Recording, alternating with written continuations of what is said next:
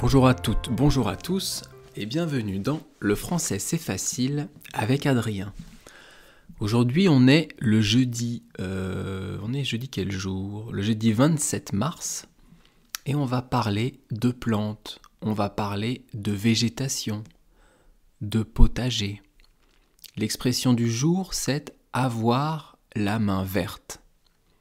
Et le mot vert, ça fait penser aux plantes. Chez moi, j'ai un jardin. Et dans ce jardin, j'ai voulu créer un potager. Un potager, c'est un endroit, un espace que vous allez organiser afin de pouvoir faire pousser des légumes. Mais avant d'avoir ce jardin, avant de créer ce potager, je n'y connaissais pas grand-chose. Même, pour ainsi dire, pas du tout dans tout ce qui est plantes et culture des légumes. Donc qu'est-ce que j'ai fait ?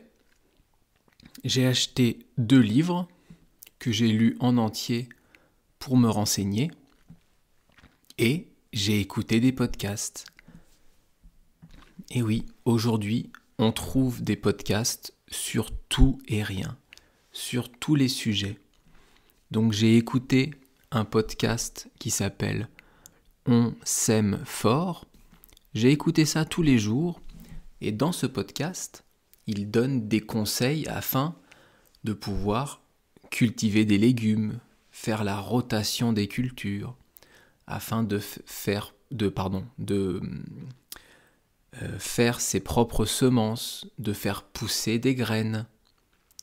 Tout ce dont vous avez besoin pour le potager. Moi, quand je ne connais pas quelque chose et que j'ai envie de faire cette chose, j'ai envie de créer quelque chose, d'abord je me renseigne beaucoup. Je vais regarder des vidéos YouTube, je vais lire, je vais écouter des podcasts, je vais essayer d'enregistrer, d'apprendre un maximum d'informations sur la matière que j'ai envie de commencer. Là, c'était le cas pour le jardinage. J'ai lu beaucoup de choses et après j'ai commencé à faire mon potager. Moi, je voulais faire un potager qui soit, où on n'utilise pas d'essence. Par exemple, pour retourner la terre, j'utilise un appareil manuel. J'utilise une fourche. C'est pas une fourche, ça s'appelle une... Ah mince, j'ai oublié le nom. Bon, c'est pas grave. En tout cas, ça marche avec les mains. Il n'y a pas d'essence. Ce n'est pas un motoculteur. Donc j'ai pris mon potager, j'ai commencé à retourner la terre, j'ai mis des feuilles mortes, des cartons, du foin et j'ai attendu. J'ai fait ça à peu près à l'automne, donc ça devait être septembre, octobre. J'ai attendu que l'hiver passe et avec la terre retournée, les feuilles mortes, les cartons et le foin, eh bien évidemment l'herbe n'a pas repoussé. Donc en mars, j'ai pu commencer à planter des graines et à faire pousser mes légumes. Et j'ai eu beaucoup de légumes. Il y a certains légumes qui n'ont pas poussé. À ce moment-là, je vais me poser la question, qu'est-ce que j'ai mal fait et qu'est-ce que je pourrais faire autrement afin que ça marche mieux? Donc maintenant, j'ai quelques connaissances en jardinage, en potager, en greffe d'arbres, en plantation, etc. etc. Pourquoi je vous parlais de ça ? Pourquoi on parlait de ça ? Ah oui, c'est ça. Avoir la main verte. Parce que le vert, ça m'a fait penser aux plantes. Et donc ça, c'était ma petite introduction sur le potager et le jardinage. Hier, on a vu ensemble les articles indéfinis. Avant-hier, on a vu ensemble les articles définis. Et aujourd'hui, on va parler des articles partitifs. Alors, les articles partitifs, il y en a deux. Il y a du, quand on parle de quelque chose de masculin, et de la, quand on parle de féminin. Contrairement aux autres articles, ici, il n'y a pas de pluriel.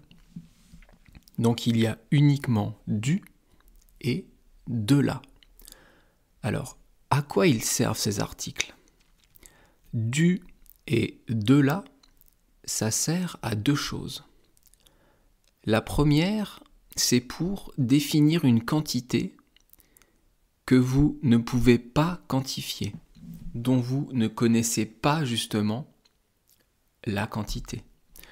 Je vous donne des exemples. Si vous dites « Je vais acheter 1 kilo de sucre », je vais acheter 1 kilo de sucre. 1 kilo, c'est 1 kilogramme, c'est 1000 grammes. Eh bien, quand vous dites ça, vous savez quelle quantité de sucre vous allez acheter. Vous allez acheter 1 kilo, 2 fois 500 grammes. Mais si vous dites « Je vais acheter du sucre », ici, on emploie l'article partitif « du », eh bien ici, on ne sait pas quelle quantité de sucre je vais acheter. C'est sûr que je vais acheter du sucre, mais il n'y a pas la quantité. On ne peut pas quantifier. Je vous donne un autre exemple avec l'utilisation de cet article. J'ai mangé du pain et j'ai bu de l'eau. Ici, dans cette phrase, on sait que j'ai mangé du pain, mais on ne connaît pas la quantité de pain que j'ai mangé. Est-ce que j'ai mangé une baguette ? Est-ce que j'ai mangé un morceau de pain ? Est-ce que j'ai mangé 100 grammes de pain ? On ne le sait pas. Et j'ai bu de l'eau, là non plus, on ne connaît pas la quantité d'eau que j'ai bu. Est-ce que j'ai bu un verre, 2 verres, une bouteille entière ? On ne le sait pas. Je vous donne encore d'autres exemples. Si je vous dis, on parle d'une recette pour faire un gâteau, je vais vous dire, et pour faire ton gâteau, quels ingrédients as-tu utilisés ? Qu'est-ce qui t'a servi pour faire ton gâteau ? Vous allez me répondre, j'ai utilisé de la farine, du sucre, de l'eau, du chocolat, etc., etc. À chaque fois, j'utilise du ou de la. Et donc, on ne connaît pas la quantité précise. Si je vous avais demandé « Est-ce que tu peux me donner la recette de ton gâteau ?» vous me répondriez « Oui, il faut 200 g de farine, 100 g de sucre, 1 litre d'eau, 200 g de chocolat, etc., etc. » Ici, on a les quantités, alors que quand on utilise du et de la, on ne connaît pas la quantité. Ça, c'est le premier emploi des articles partitifs du et de la. Le deuxième emploi, ça va être pour parler de sport et d'instruments de musique. Là aussi, on va faire attention si le sport ou l'instrument dont vous parlez est féminin ou masculin. On va prendre des exemples. Je fais du foot. Ça veut dire je joue au foot. Je fais du foot. Là, on utilise l'article partitif masculin du. Il fait du tennis. Même chose. Elle fait de la natation. La natation, c'est nager, c'est en piscine ou dans la mer. Donc, elle fait de la natation. Là aussi, on utilise l'article partitif féminin. Ça, c'est pour les sports. Et après, on a la même chose pour les instruments de musique. Pour un instrument de musique, on peut utiliser le verbe faire ou jouer. Par exemple, je joue du piano ou je fais du piano. On utilise le verbe jouer ou faire et après l'article du. Je joue de la flûte, je fais de la flûte. On peut dire les deux. Tu joues du violon, tu fais du violon. Voilà, ça c'est le deuxième emploi pour les articles du et de la. Et avec ces 3 podcasts, on a vu donc les articles définis, les articles indéfinis et les articles partitifs.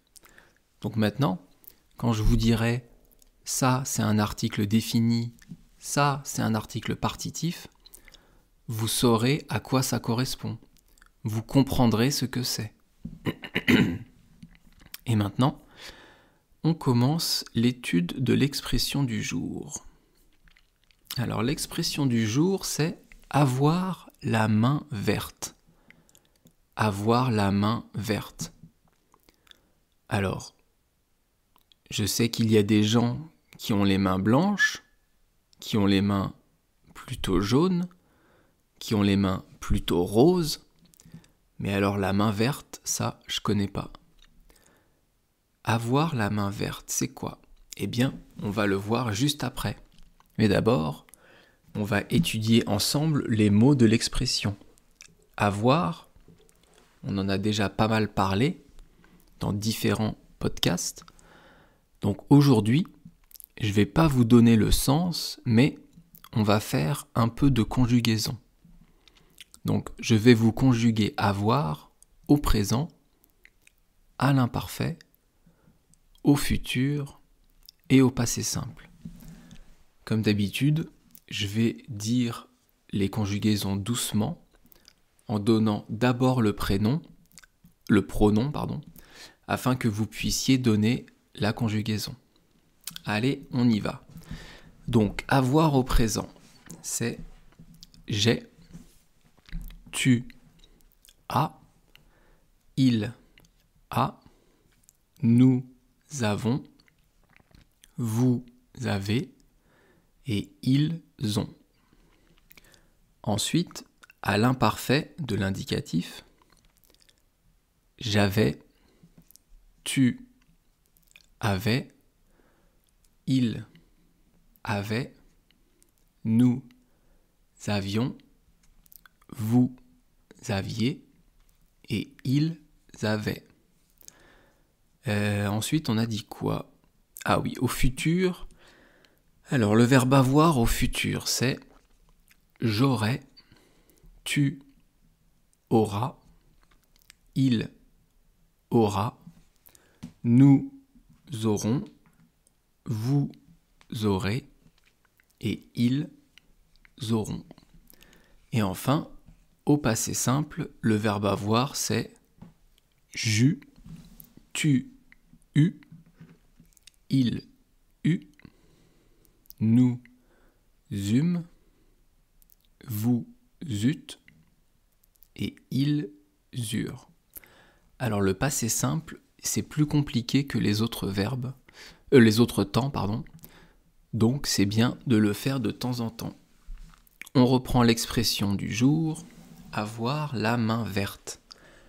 Là, c'est donc un article, attention, suspense, est-ce que c'est un article partitif ?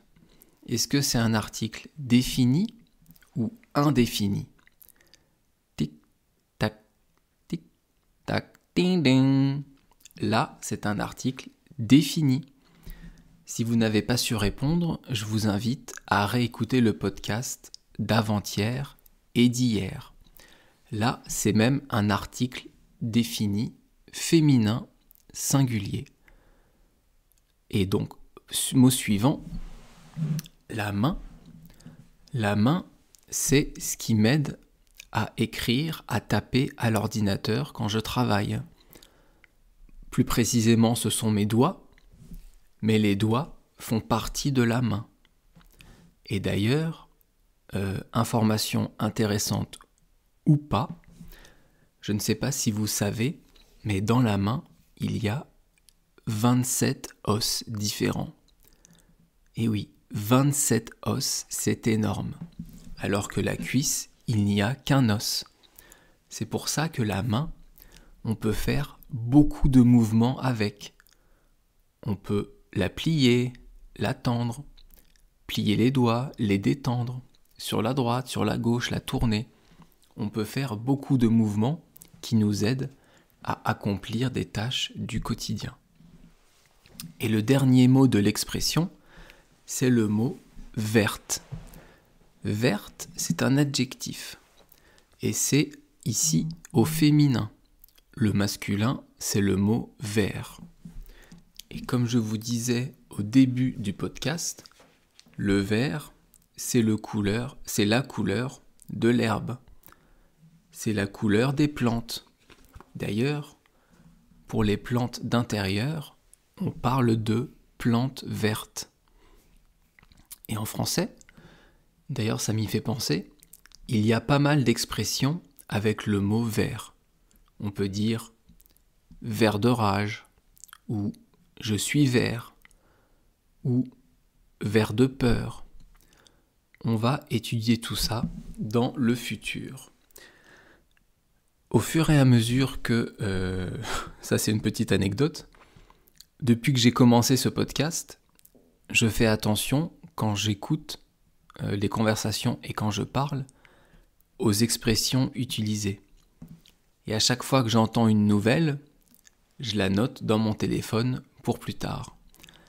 Eh bien, j'ai calculé que j'ai quasiment 1000 expressions à faire. Ça veut dire que j'ai quasiment 3 ans de podcast à l'avance à préparer. Donc, si mon podcast vous plaît, on en a pour longtemps ensemble. Mais on revient à l'expression « avoir la main verte ». Alors ça veut dire quoi ? Avoir la main verte, ça veut dire être doué avec les plantes.